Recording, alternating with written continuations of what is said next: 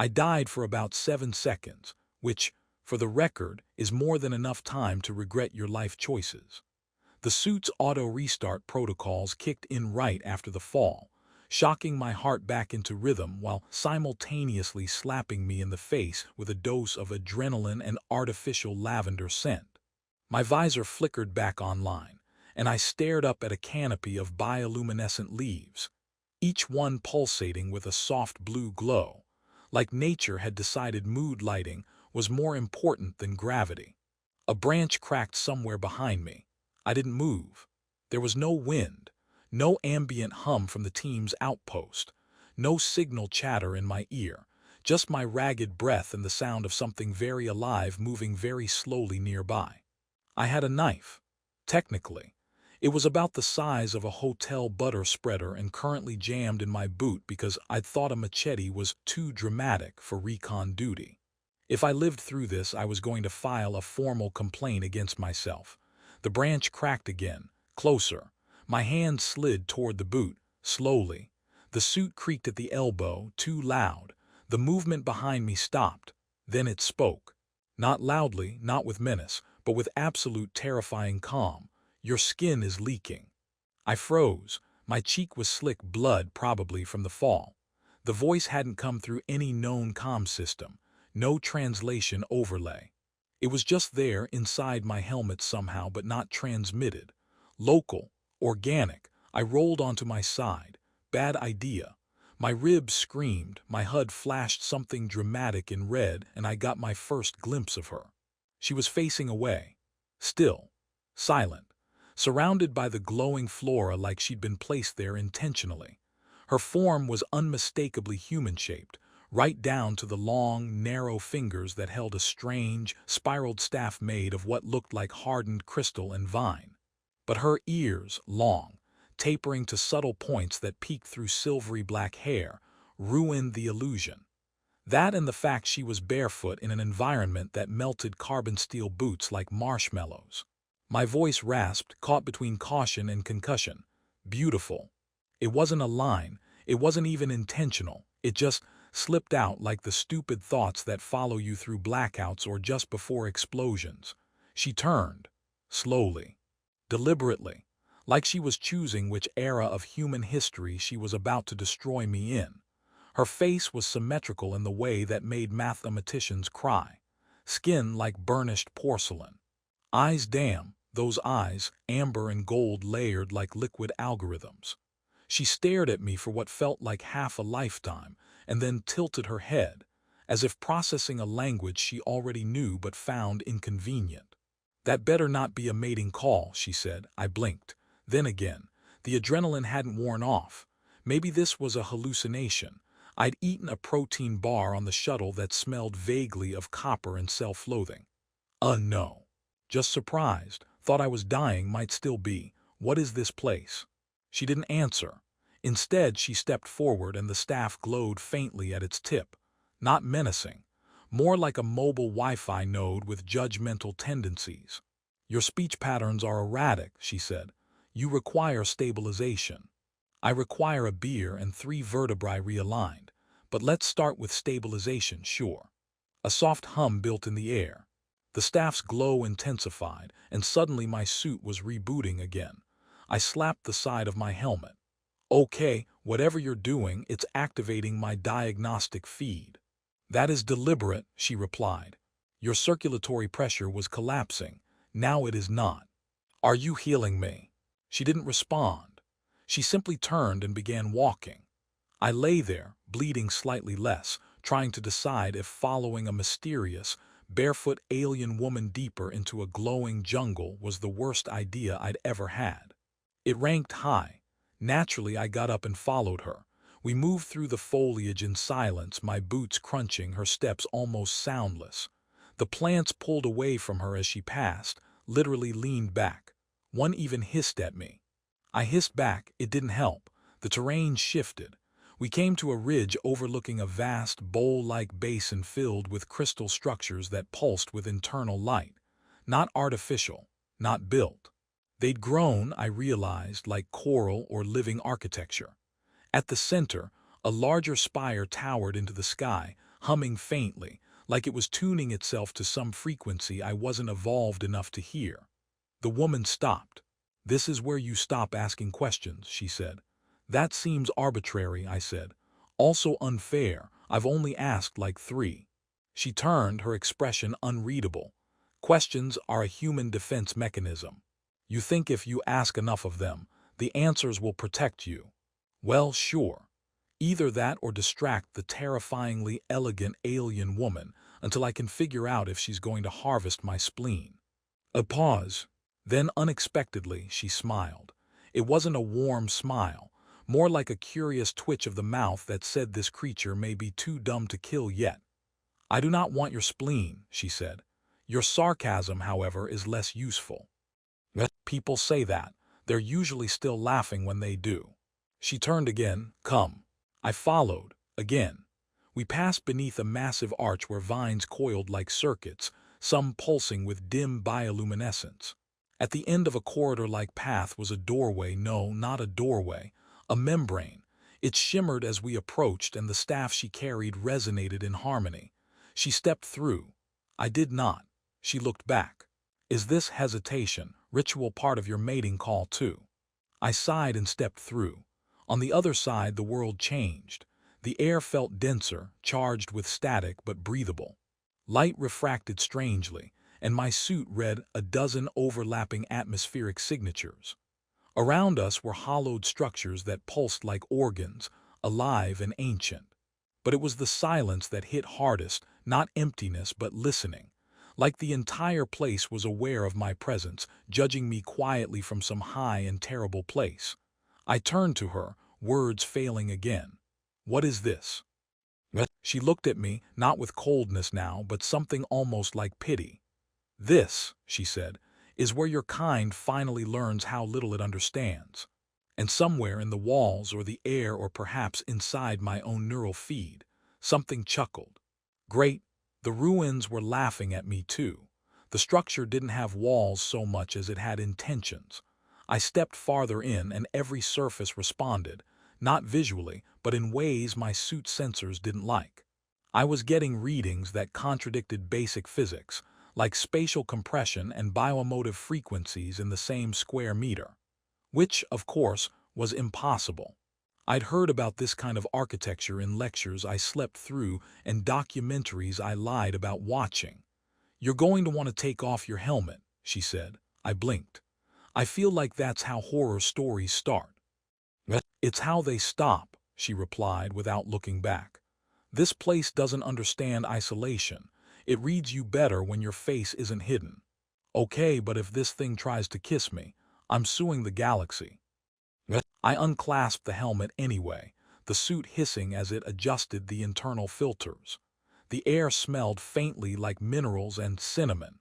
Maybe this place was trying to make a good impression. The corridor opened into a wide chamber shaped like a twisted flower in mid-bloom.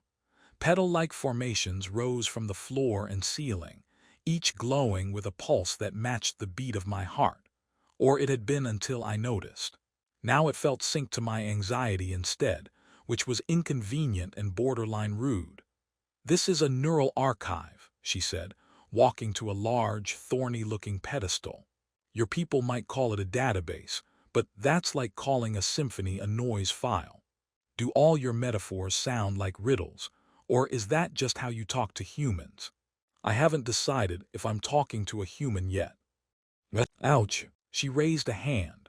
A ripple passed through the pedestal and strands of amber light coiled upward like steam made of memory. Images danced in the air, some like living sketches, others too detailed, too real. A vast ocean on fire. A sky filled with rings and silver ships. Children with ears like hers laughing in forests that glowed under twin moons. And then a slow descent into war. Structures collapsing. Shadows devouring stars. The laughter fading. "I was not born here," she said. "None of us were. Elistra 4 is the last breath of a dead song." I didn't know what to say. Normally, I'd crack a joke to ease the weight, but this didn't feel like a weight that wanted to be lifted. It wanted to be remembered. She stepped back and looked at me. "You spoke the word, that was enough to wake the archive." I didn't mean to. I didn't even know you existed. That's how most things begin. I rubbed my temples. So what now? Do I join your people, go on a vision quest, write poetry in alien blood? You eat, she said, turning toward a smaller alcove. Your body is failing again. Also, your brain waves are erratic. That's just my personality. The alcove contained what I can only describe as a food assembly plant run by mood swings. Vines twisted into the shape of bowls and spoons, and as I watched, they extruded glowing, gelatinous cubes of something. What is that? Nutrition. Define nutrition. Survivable. I sighed and picked up a cube. It squished between my fingers like a gummy had mated with a stress ball. I braced myself and bit in. Okay, not bad. Tasted like spiced mango, with a hint of battery acid. You get used to it, she said, sitting opposite me, hands resting lightly on her knees. The food is partially adaptive. It reacts to your biochemistry and adjusts flavor. It thought you needed sugar and electrolytes and mild punishment. I grinned. I've had worse. Once ate a prepackaged burrito that tried to sue me for digestion. She didn't laugh exactly, but there was a shift in her posture. A relaxing, almost imperceptible tilt. So what do I call you? I asked. You've got all this advanced technology and dramatic memory clouds, but no introduction yet. I am Leora, she said. It means the last warmth before winter. I'm Jace. It means something my parents liked the sound of while drunk. She raised an eyebrow. Your people name children while intoxicated. Honestly, yes. At least the fun ones do. More silence, but less strain now. She watched me as if I might fall apart at any moment, and she wouldn't be wrong. I had a dozen microfractures in my ribs, a concussion that hadn't decided whether to worsen, and an emotional state not far from dazed but optimistic. You shouldn't have come here, she said quietly. Probably not. But I tripped into a ravine, insulted a carnivorous shrub, and landed next to your sparkly waterfall. It was less mission objective and more cartoon accident. She frowned, then blinked slowly. You encountered the whispering frond. Yeah, bitey little thing. It's sacred, though also toxic. That explains the hallucination of a goat offering me life insurance. She tilted her head again. Your kind uses humor to avoid fear. It's either that or crying, and I'm dehydrated. The archive behind us dimmed as if it had heard enough for the day. Leora stood and walked to the far end of the alcove, placing a hand on the wall. A section peeled away not mechanically but like it was growing open, revealing a corridor that descended into shadow. Where are we going? I asked. To the listening core, she said. It requested you. Requested me. Yes, after your word. Beautiful, the core responded. I stared. You're saying I accidentally sweet-talked an ancient alien hard drive into waking up. Something like that. Well, add that to my resume, I guess. As we stepped into the corridor, I couldn't shake the feeling that I was falling into something vast and alive and quietly amused. The air hummed. The floor pulsed. And somewhere far ahead, something waited that had heard my voice and chosen not to destroy me. Yet, the floor didn't creak so much as it murmured, as though even my footsteps were being processed, stored, and quietly judged by an intelligence that preferred whispering over alarms. Each step deeper into the corridor made my skin prickle, like static building between thought and atmosphere. My suit's internal sensors began displaying symbols that hadn't been in the database 10 minutes ago.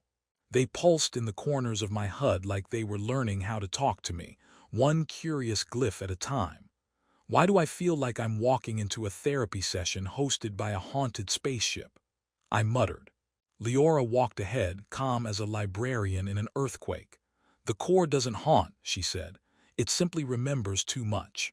Yeah, I had a great aunt like that. She once recited every birthday I'd ever missed and then made me eat 4 slices of guilt pie. She glanced over her shoulder, expression unreadable. Guilt pie. Dense, bitter, served cold. You don't want the recipe. She turned away, and I could have sworn I saw her ears twitch in what might have been amusement.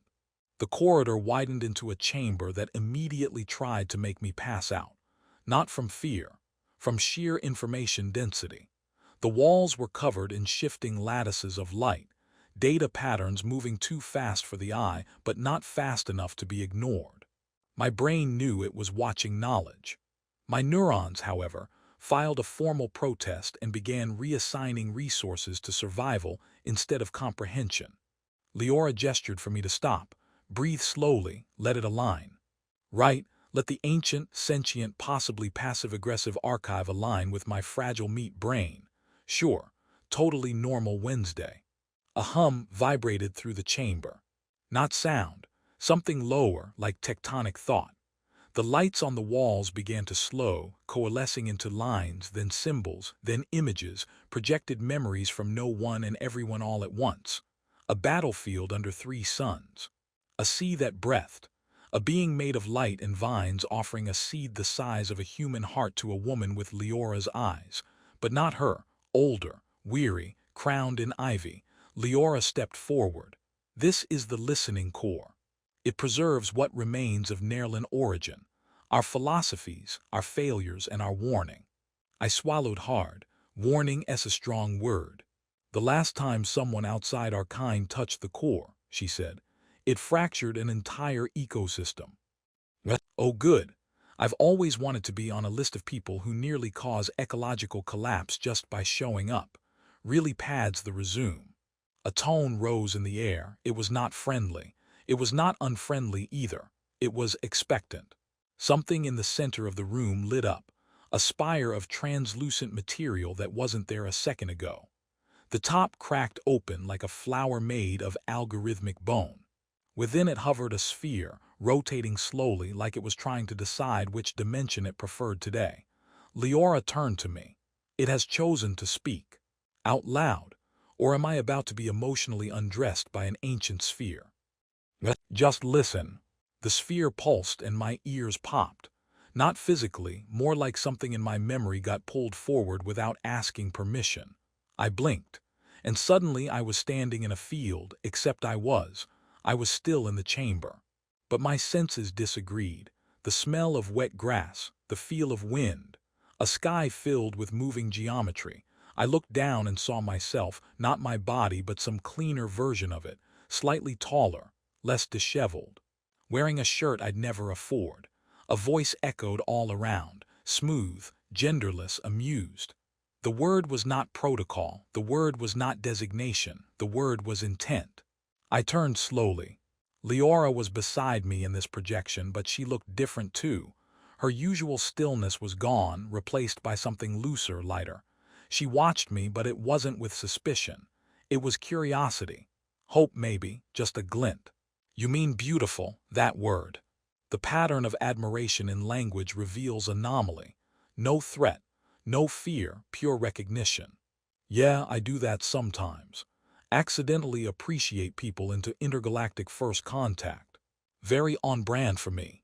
The field shifted, warped.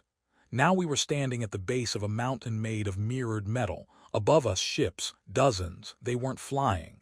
They were suspended in time mid-explosion, fractured by something unseen. Beauty is not passive. It is a force. When wielded without wisdom, it attracts destruction. That got dark real fast. Leora looked at me. The core is showing you what was lost. Our kind was admired by many, feared by more. In the end, the beauty they saw in us became the reason they tried to own us. Classic, Galaxy's oldest move. If it glows or sings or inspires an existential crisis, better cage it or blow it up. She didn't smile, you see then. I did, sort of, but also not at all. The scene dissolved, the chamber snapping back into place. My knees wobbled and I caught myself on one of the data-veined walls. It pulsed gently, like it approved of my clumsiness. Why did it show me that? I asked. Leora stepped closer to the sphere, because it recognized something in your words, something uncalculated. So what? I'm now the accidental spokesperson for interspecies sincerity. She didn't answer. The core pulsed again, brighter now. The visitor will be tested. Words are not enough. Truth must be proven in error. Oh, fantastic. A pop quiz from a memory orb. Do I get study material or just wing it and hope I don't break another ecosystem? Leora was silent for a moment. Then, with something close to sympathy, she said, "This will not be like other human trials. I barely passed those. The Corps doesn't care about grades. It cares about whether you understand what you've done." I said one word. "And that was enough," she said softly, "to open what hasn't spoken in centuries." I sat down on the edge of a low platform, rubbing my temples. "Okay, sure. I'll take your test, Orb of Judgment. But if it involves poetry or interpretive dance, I'm out." The sphere hovered closer. I could feel it watching, measuring, and then without a sound it vanished. I looked at Leora. "So, did I pass?" She sighed. "It hasn't started yet." Of course not. I woke up to the sound of a plant scolding me. Not a person, not Leora. A plant. It sounded like a vine with a PhD in passive aggression. There were no actual words, just rhythmic clicks and a low-pitched buzz, like it was deeply disappointed in my life choices. And judging by the way it coiled around the nearby column and slowly uncoiled in my direction, it was considering removing me from the premises via strangulation or slow digestion. Leora sat on a hovering platform a few meters away, cross-legged, sipping from a bowl of something that steamed green. She didn't look at me, but she was definitely enjoying herself. "Tell your pet not to eat me," I croaked. "That is not a pet," she said. "That is the vestibule guardian. You fell asleep on its root system." "Okay, well, maybe it should have had a sign, or a receptionist, or a less inviting root system." She took another sip. "It considered waking you with a mild toxin, but I intervened." I rubbed my eyes. "Remind me to send a thank you card to the one person on this moon who hasn't tried to kill me yet." "I might still try," she said mildly. Comforting. She finally turned her gaze toward me. "The Corps has accepted your willingness. That is not the same as approval." "Right, so what's next? Trial by ancient alien trivia. I'm not great with multiple choice, unless the answers are sarcastic." She rose, graceful as usual, and the platform responded with a soft hum. With a wave of her hand, it extended toward me like it wanted to offer a lift, or possibly ask for an autograph. I stepped on, very aware of how unbalanced I was next to her. The platform tilted slightly under my weight and then self-corrected with a shiver, like it had to lower its expectations. "The test," she said, "is not given. It is lived." I hate that sentence. Most do. The platform carried us through a shifting passage that had not existed before. The walls were darker here, textured with metallic ridges that shimmered when I looked at them directly and vanished when I didn't. I stopped trying to figure it out after the fifth migraine spike. We entered a smaller chamber lit by a sphere of floating static, like a cloud of electrified dust and tiny screens playing memories on loop. It made the air feel thick with old electricity and unresolved arguments. "This," Leora said, "is center." I squinted. I thought we were meeting a test, not a kitchen appliance named after a tax form. The static pulsed. A voice burst from it like it had been waiting for years to interrupt someone. "Rude. I am a multi-sentience hybrid archive and neuroempathic interface. My name predates your species' discovery of indoor plumbing." I blinked. "Right, well. I'm Jace. I once built a toaster that exploded when you put in frozen waffles. I think that makes us even."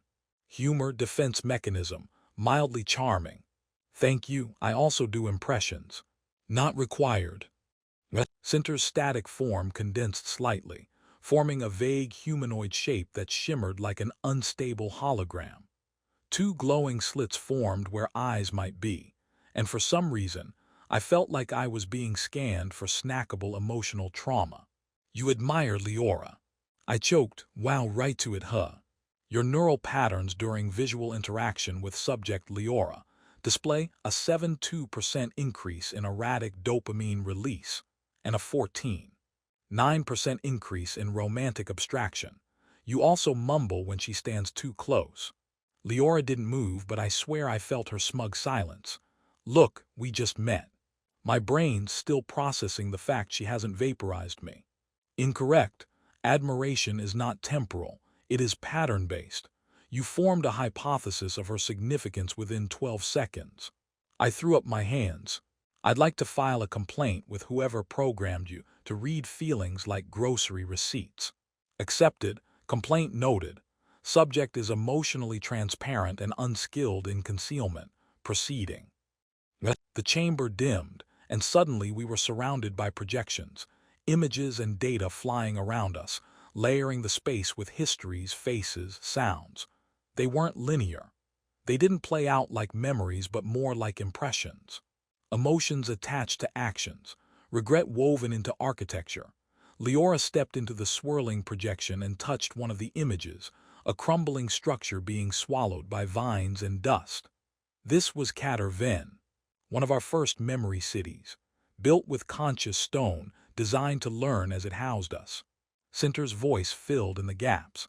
It collapsed when the stone reabsorbed grief stored within the population. The material could not metabolize sustained mourning. I frowned. Wait, you mean the buildings literally broke down from sadness? Yes, that is poetic, horrifying but poetic. Leora nodded. Our technology evolved with us. It adapted to our minds. When our minds grew sick, the systems followed. I stepped through the projection, watching it fade and rebuild itself behind me. So what does this have to do with me? Cinter hovered closer. You are the variable. The core has not responded to anyone in 3 centuries.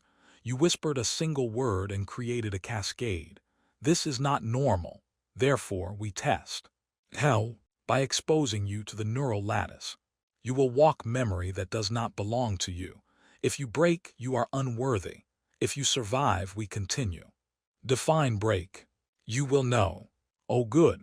I love tests with vague success conditions and existential stakes. Cinter shimmered again. A beam of light extended from its center, striking the ground. A doorway formed, though not in the traditional sense. It was made of shimmer, of recognition. My name pulsed faintly above it, spelled in glyphs I didn't understand but immediately knew meant you. I turned to Leora. This is safe, right? She tilted her head, not remotely. Perfect. I stepped into the doorway. The light swallowed me whole. I was 7 years old and standing in the ruins of a house I didn't recognize. Except I wasn't 7. My hands were older, my body taller. But everything around me, the splintered doorframe, the crushed ceiling beams, the static-choked echo of someone yelling my name, felt like a memory I'd half forgotten, dragged up from the dusty filing cabinet in the back of my mind where I usually kept middle school dance trauma, and the fact I once cried over a vending machine. Something was wrong with the air. It shimmered like it had too many ideas at once. The sky outside was the wrong color, orange, with cracks, not cloud cracks, geometry cracks, like the atmosphere had been built in a hurry and forgotten to save the file. I took a step forward. The floor didn't respond like it should have. It felt like it was watching me, waiting to see what I'd do next. That's when I heard it. Not a voice, a pressure, right behind my left eye, not painful, just expectant. Your identity is not the point. I turned, but nothing was there. The memory you are inside is not yours. It belongs to a Nerlin child. Her name was Esherin. Another room faded into view beside me. Overlapping the first like 2 tabs of reality were open at the same time, and my brain had forgotten how to alt-tab out. The second room was rounded, with crystalline panels and an interface made of growing vines that blinked in response to touch. Esherin was there, small, maybe 10, ears long like Leora's but decorated with silver threads. She was crying. But not out of fear. She was angry, screaming at an adult figure who kept phasing in and out like the memory couldn't quite stabilize him. I moved toward her. Do not interfere, the voice warned. You are witness only. Right, I muttered. No interfering, just emotional voyeurism. Cool. Esherin turned away from the adult figure and kicked one of the crystal panels. It pulsed red and immediately recoiled into itself. She stared at it, chest heaving, and then whispered something. I couldn't hear it, but I felt it. A word with weight, with grief. The memory wavered. The whole scene dissolved like it had gotten embarrassed. Now I was standing in water.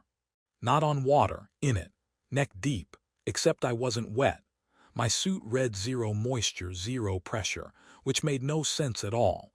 My brain was reasonably sure I should have been drowning.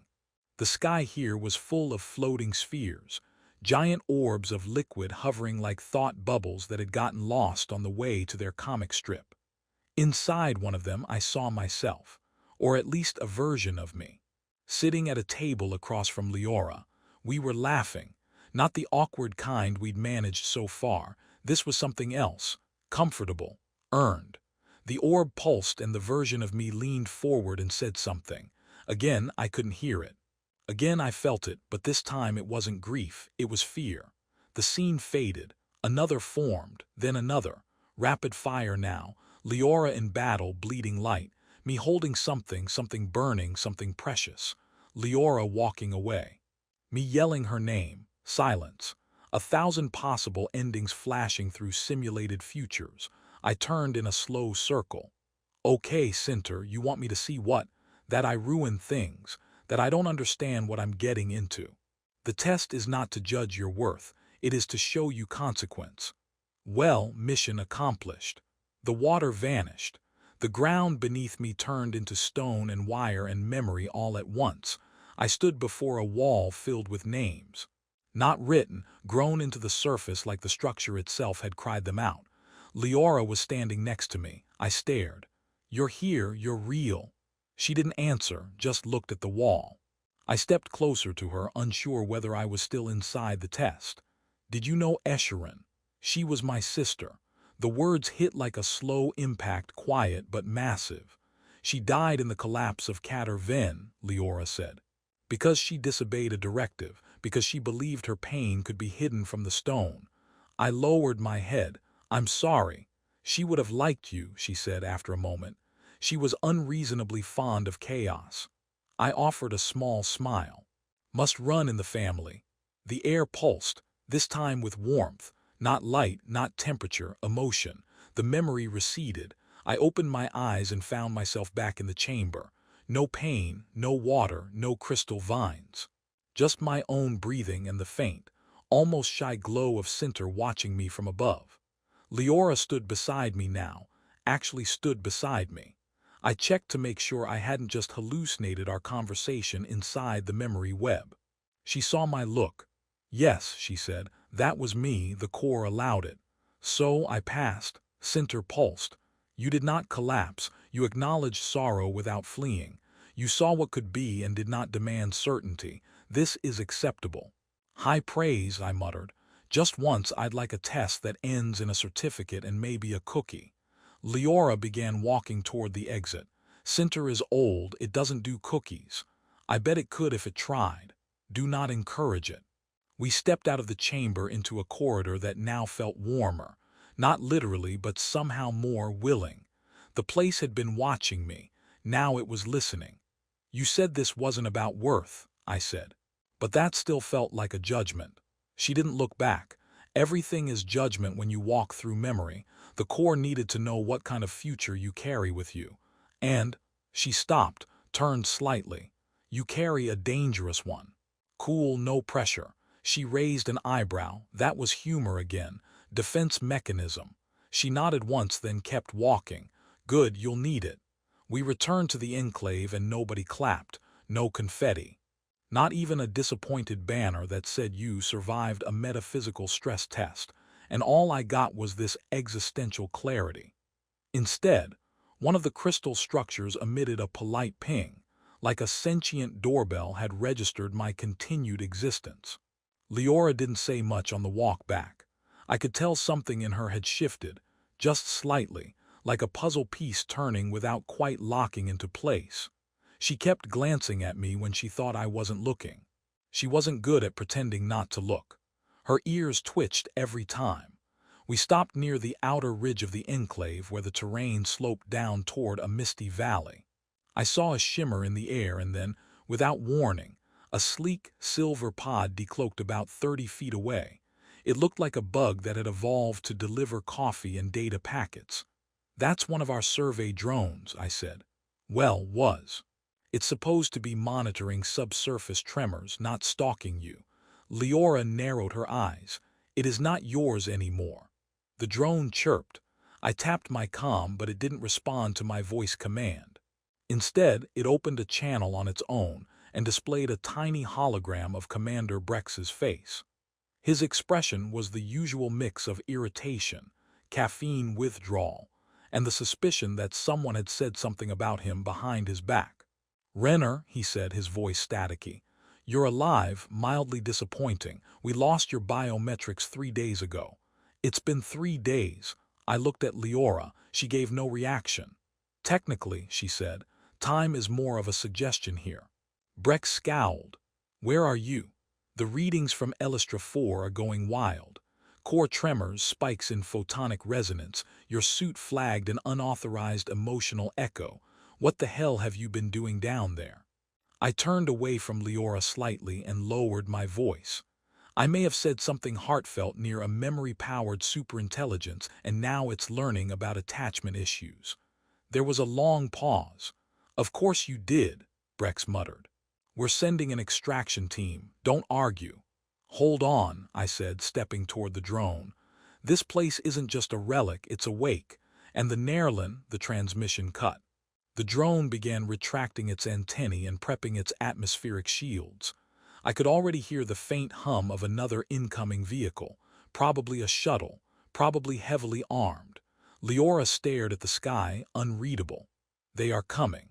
"I didn't ask for that." "No," she said, "but they think you did. I can talk to them." She gave me a look that suggested she had personally seen civilizations fall to people who thought they could talk their way out of things. "You have spoken to a place none of your kind was meant to find," she said. "Now they will want it, even if they don't understand it." The humming grew louder. A dark shape sliced across the clouds, sharp-edged and bristling with sensors. I recognized the signature, SCS Vander, mid-range atmospheric cruiser capacity, 30, subtlety, 0. "Okay," I said, "this is still salvageable. You think they will listen?" "They've met me. I'm hard to ignore." "That is not the same as being listened to." The Vander hovered overhead, stabilizers blasting wind across the trees. Leora's hair lifted like smoke. She didn't flinch. A comm channel opened again, not from the drone. This one came straight from the Vander and was set to full public range, an old intimidation trick. "This is Commander Brex of Survey Cruiser Vander. Stand by for retrieval. Any unidentified figures near the extraction point will be scanned and tagged." Leora's eyes darkened. "Tagged." I raised both hands toward the sky. "Hey, Brex, buddy, just a note, don't scan the locals. They don't like it. Also, they can disable your ship using emotional frequency. Ask me how I know." Static. Then, Renner, step away from the native. "Not gonna happen." Silence. Then a low-pitched whine, the unmistakable sound of an active targeting system warming up. Leora's staff extended slightly, the crystal spiraling outward with an audible chime that made my fillings hurt. Around us, the plants began reacting, pulling inward, flickering with bioelectric pulses. "Leora," I said quietly, "please don't vaporize my coworkers. I am not aiming for them. Still, maybe just don't vaporize anyone yet." The air trembled, and then something else arrived, not a ship, not a person, a presence, the listening core. I didn't see it so much as feel it, threading into the space between signals, between thoughts. The clouds above twisted. The shadows around us elongated, and the Vander let out a sound that I can only describe as a machine having second thoughts. A pulse hit the ship, a gentle one like a knock on a very fragile door. All systems aboard blinked offline for 3 seconds, just enough to notice, just enough to feel completely helpless. Brex came back on the line, his voice tight. "Renner, what just happened?" The planet said hi, static again. Leora turned to me. "This is your doing. Technically it's the core's doing, I just have a very expressive vocabulary." The Vander backed off, not by much, but enough. Leora let her staff lower. "They'll return," she said, "with questions and weapons hidden under answers." "Then we answer first," I said, "on our terms." She considered that. You say we now. I shrugged. Yeah, well, I tend to bond with people who don't kill me on sight.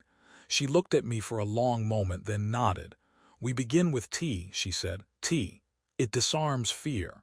And if that doesn't work, she smiled. Then I show them what fear tastes like. Fair enough. The tea was not tea. It fizzed. It shimmered. It changed color depending on your mood. The cup Leora handed me was a soft blue at first, then turned vaguely purple the moment I took a sip and thought about what would happen if Brex beamed a tactical probe straight into the heart of a memory-reactive superstructure. Leora's cup stayed green, which I assumed meant mildly amused but fully prepared to punch reality in the face if necessary. We were sitting in a dome made of what looked like glass, but moved like jelly when the wind pressed against it. The floor was warm, humming softly, and pulsed once every few minutes like it was breathing. Above us, the listening core's structures shimmered in quiet conversation with one another, occasionally releasing soundless bursts of memory light into the sky. The enclave was awake now, and it wasn't pretending otherwise. You're quiet, Leora said. She wasn't smiling, but she wasn't not smiling either. I'm thinking. Dangerous. Agreed. I sipped the tea again and it turned orange. I had no idea what orange meant, but Leora arched a brow, so I probably wasn't supposed to be feeling it near highly sensitive neural crystal. Look, I said, my people are nervous. Nervous people with ships and authorization codes tend to act stupidly. Stupidly in this case could mean poking the core. They will not succeed. That's what worries me. They'll fail loudly. Leora placed her cup on the table, the liquid inside still and unreadable. They will not act if they are not allowed to. That's very zen of you. No, it's practical. The core is adjusting its perception of your species. Okay, well, could it adjust in the direction of, hey, these guys are weird but mostly harmless? She didn't answer. The dome pulsed. A second later, a small floating sphere entered through the membrane wall with all the caution of a child trying to sneak into a kitchen past bedtime.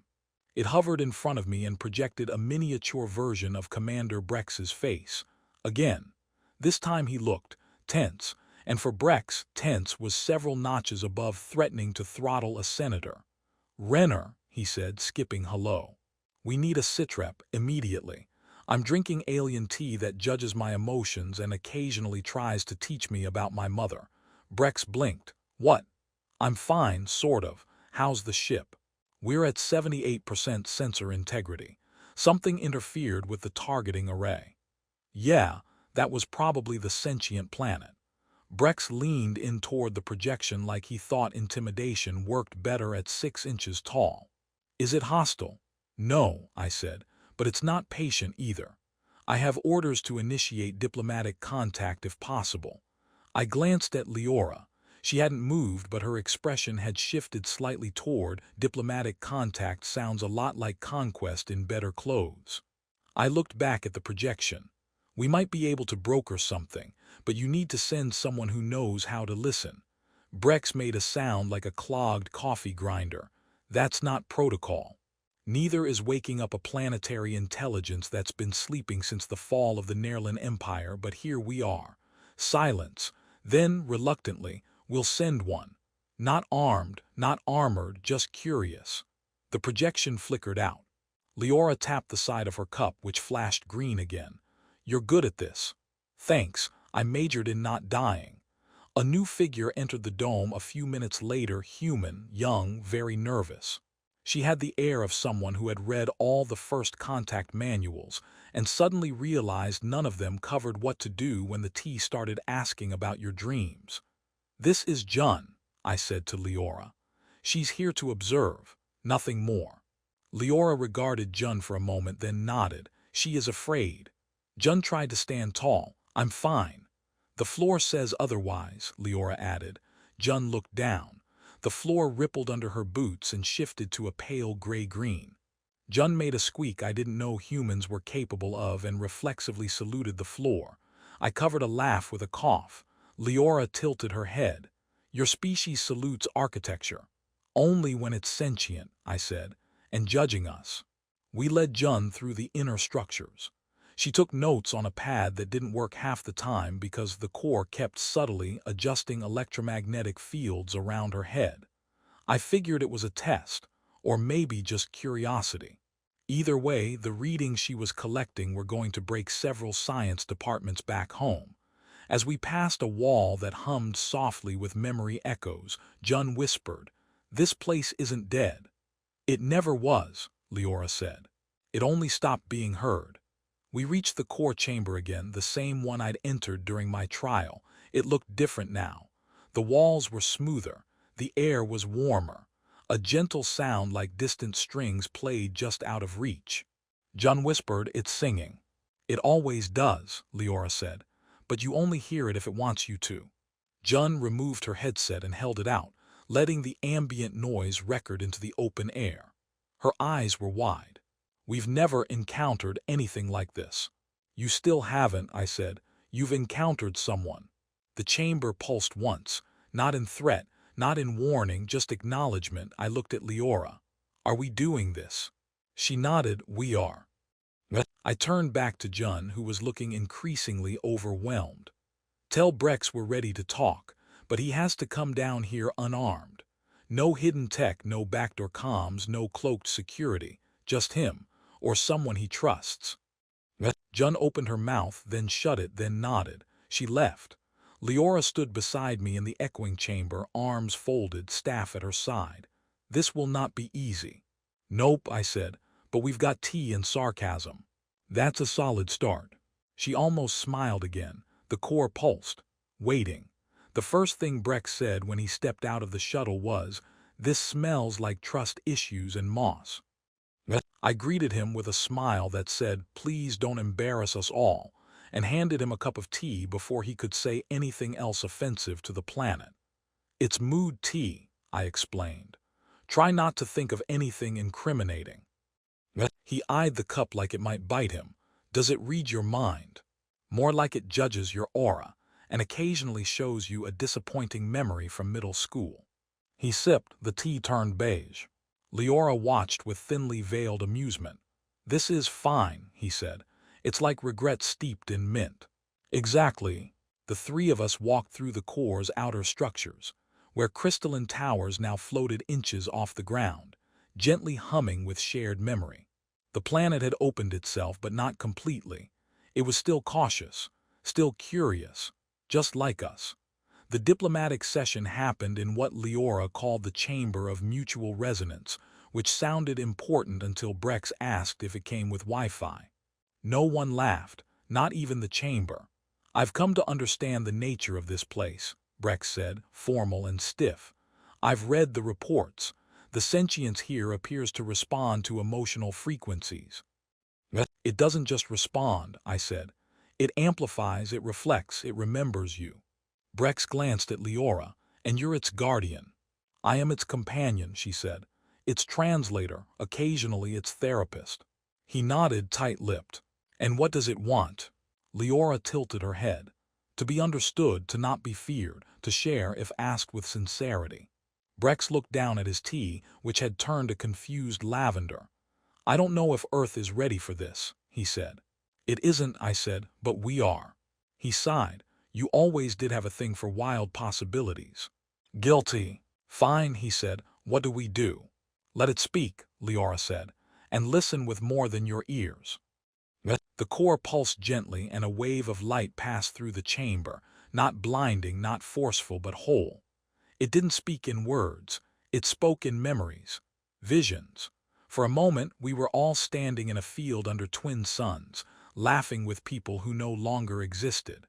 Then we were flying through the collapse of a great civilization, holding onto each other with fear and hope. Then we stood in silence, watching the stars fall upward. It was like watching a dream that belonged to everyone and no one at the same time. Brex stumbled back. "That's history." "It's a greeting," Leora said. "The Nerlin used it to share understanding instantly, empathic resonance." "Why didn't we develop anything like this?" he muttered. "Because humans panic when someone reads their diary," I offered. The light faded. The core settled. It had spoken. It was listening now. Brex took a deep breath. Okay, I think I understand, or at least I know enough to stop touching things. Leora smiled faintly. Wisdom begins there. We walked him back to the shuttle in silence, not because we had nothing to say, but because the silence felt earned.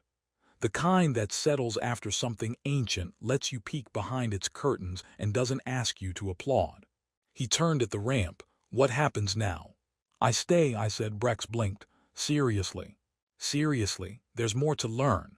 The core has been alone for millennia. It deserves someone who talks too much.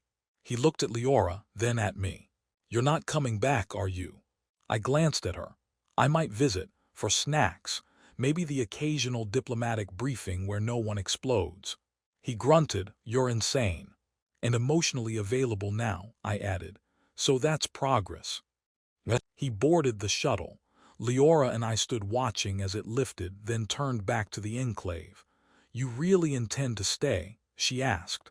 I don't even like coffee that much, I said.